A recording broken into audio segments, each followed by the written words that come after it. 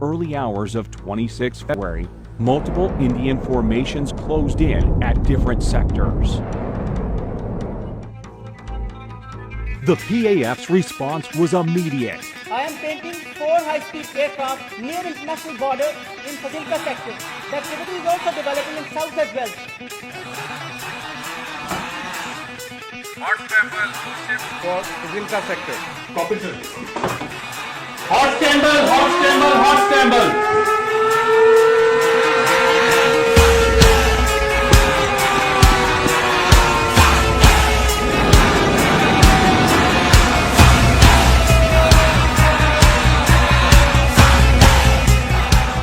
I'm also painting high-speed activity in the north.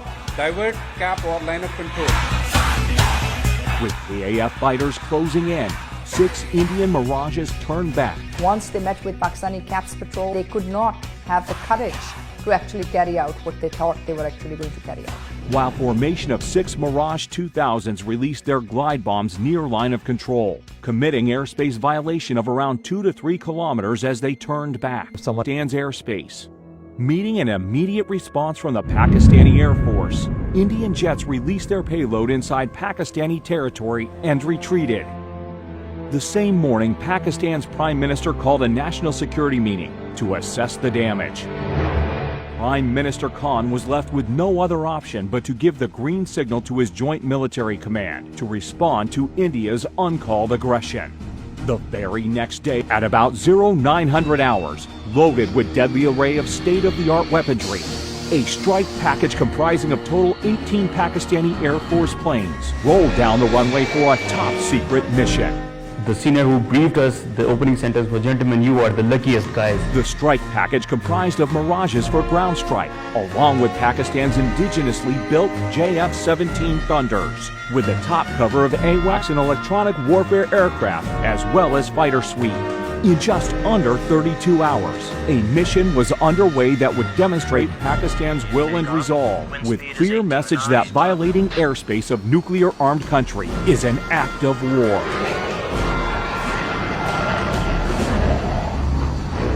Mindless. Prime Minister summoned national security meeting the same morning. The violation of Pakistan's territorial integrity was apparent. Balakot is Pakistani territory by all measures and by all thinking. The response will come at the point and time of our choosing. There was consensus that the response had to be as measured and controlled as possible. The PAF, who was well prepared for a whole range of targeting options, was given the go-ahead by the country's Prime Minister. On the very next day, brief commenced early in the morning at an undisclosed airbase. We carried out a detailed brief in which we discussed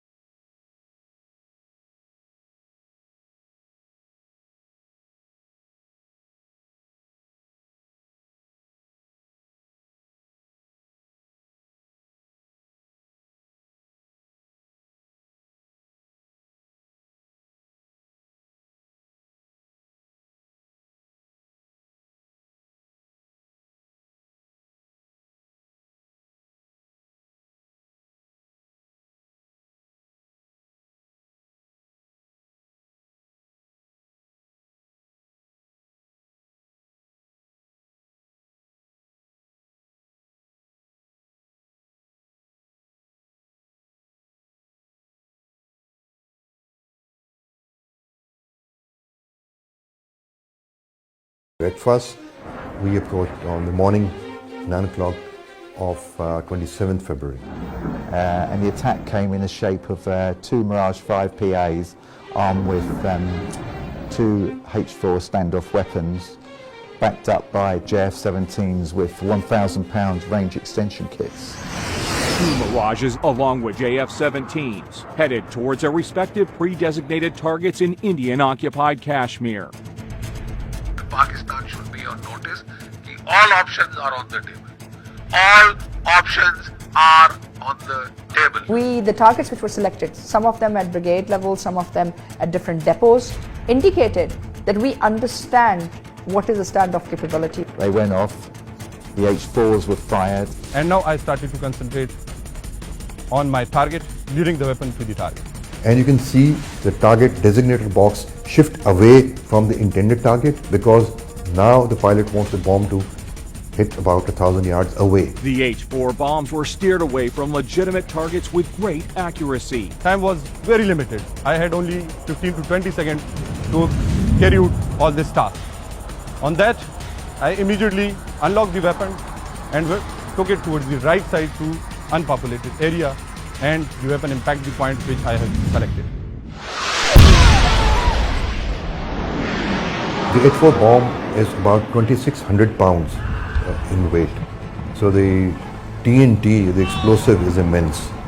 The plans were that the H4s would not kill anyone, and they didn't. They went off target deliberately, as did the weapons from the JF-17s. The aim was not to go for a collateral damage, so we engaged that target slightly offset to show them that we can engage any target at our own time of choosing and at our own will. We engaged simultaneously 6 targets without crossing. We deliberately dropped them away from the actual targets to give them a message that we don't want to escalate the tensions, but if you challenge the sovereignty of Pakistan, we are going to hit you and hit you really hard, right onto the exact targets. Strike was not just a strike. It meant that you had so much confidence in your offensive team that you knew that they will hit the targets, carry the precision, send the message across, will overwhelm Indian defenses, overwhelm Indian radar capability, and at the same time be prepared for a counter response from India. PAF's ground strike had, meanwhile, rung alarms on the Indian air defense radars, and patrolling Indian fighters were directed to intercept them. My job was to protect and provide coverage to the striker aircraft, whose job was to go and deliver the weapon in the enemy territory. Formation from PAF's fighter sweep was vectored towards 2 approaching IAF fighters. There were actually 2 Su-30s in this sector, and as we say in our profession, they were grinding 1+1 at certain altitude. Working at the rear of the PAF strike package were PAF's early warning and electronic warfare aircraft. You've got to understand that the communications between all the Indian Air Force aircraft would have been jammed. It must have been pretty difficult out there, up in the air, not knowing what was going on.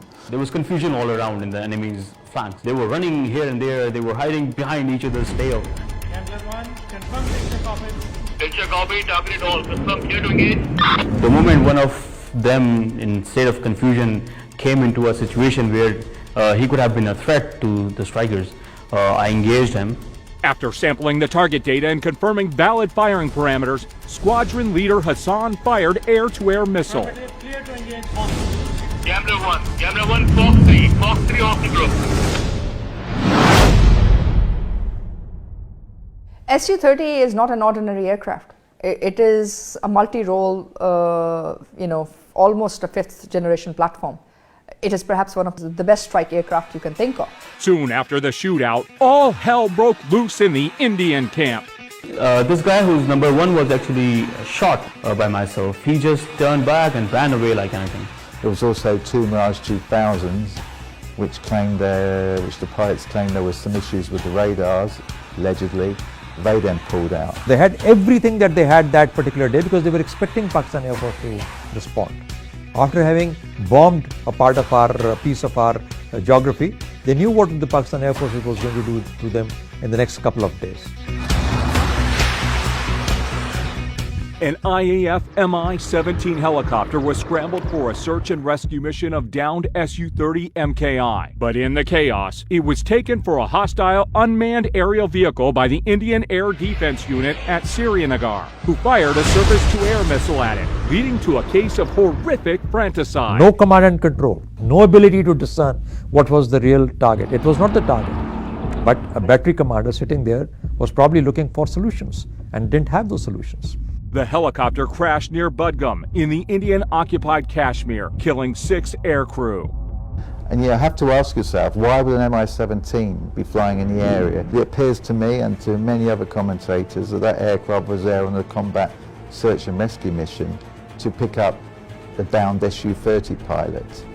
Pakistan! Pakistan! Pakistan! In the ongoing fracas, the patrolling Indian formations dispersed. 5 MiG-21 Bisons of number 51 Squadron were scrambled successively from Srinagar. One of these Bisons was flown by a senior Indian pilot, Wing Commander Abinadan, who soon after takeoff was deprived of situational awareness by the PAF's EW aircraft in the air. The jamming aircraft, which did a superb job, absolutely superb job jamming the communications of the Indian Air Force. Primarily, he couldn't hear the instructions from the ground controller at all. As soon as we picked up some of their jets crossing the LOC, we executed as per our plan. Target aggressor 1 declared group about to cross LOC.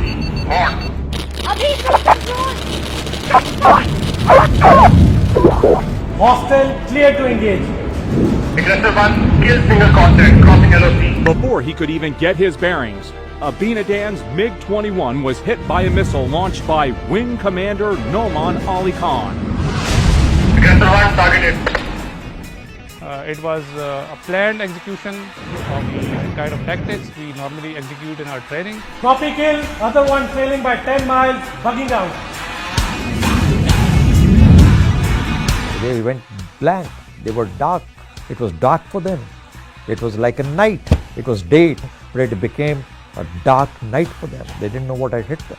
Abinadan had been ejected, recovered on the ground, unstrapped himself from his chute.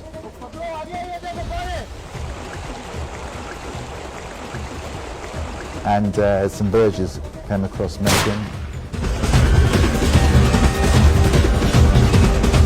Ultimately, the Pakistani army came along and took him away.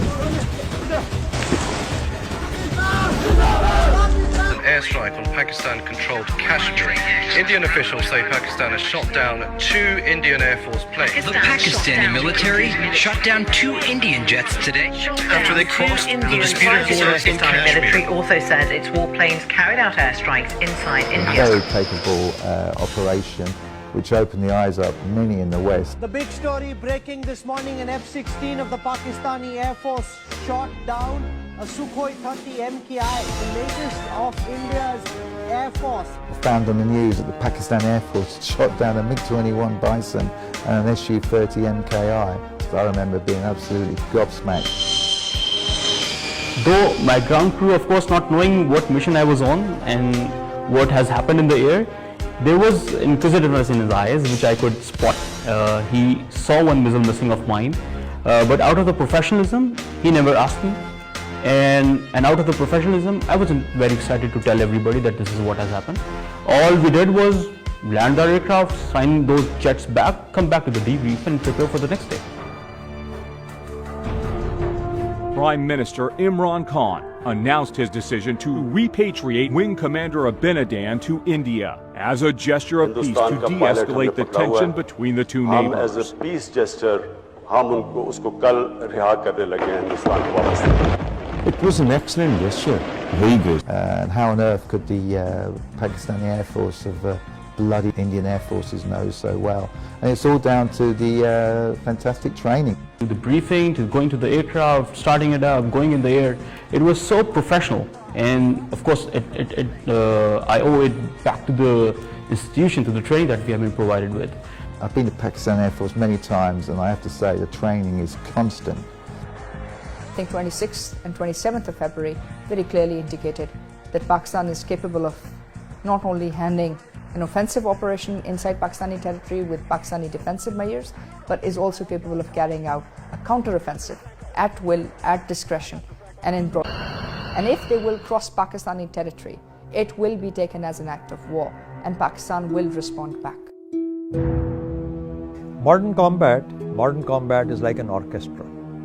Every piece must play its part at the right time. And when that happens, you get a symphony. So you got to make this symphony function and work together to produce the most beautiful music that you can see. 27th February was that day when an excellent, beautiful music was played by the Pakistan Air Force for the people of Pakistan.